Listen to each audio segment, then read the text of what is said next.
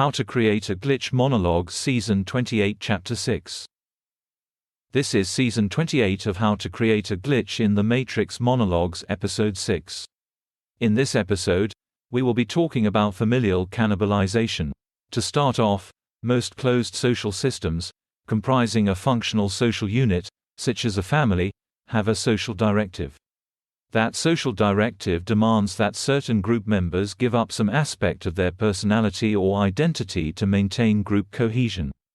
In practice, what that means can vary, but the most commonly sought-after qualities are predominantly sexual in nature. Now, social groupings, by virtue of the basic building block of the tonic-dominant relationship, are structured through preferential expectation matching according to archetypal relationships. What this means in practice is that the matriarch or nexus empath of the group manages group assignments and allocations, as well as appropriation. For example, let us say that a family only gathers twice a year. There is a grandmother, a grandfather, 3 adult children with partners and 6 grandchildren. The nexus empath or matriarch is the source of ancestral feminine memory and either a tonic or dominant. By using both preferential expectation matching, favoring her partner, and eldest and so on and so forth, she manages the acquisition of qualities pursuant to archetypal fitness.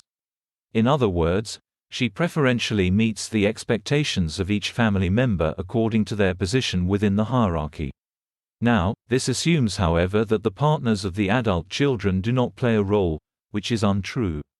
They will competitively expectation match using divisive expectation contracts with other group members to acquire a position of relevance and appropriate for their partner.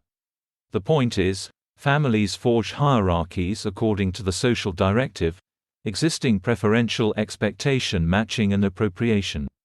These hierarchies enforce the social directive by limiting lower members from acquiring qualities sought after by the higher. They also appropriate from the lower and redistribute to the higher. The manner by which this all takes place is through divisive expectation contracts and through redirection as set out in the last episode. Now, the process of appropriation frequently involves the communication or assignation of archetypes to lower group members with enforcement by way of divisive expectations contracts. This occurs predominantly in a non-consensual space, which family gatherings frequently are. Thus, substitution and displacement, union, mirroring, polarity and conservation all play a role in this process.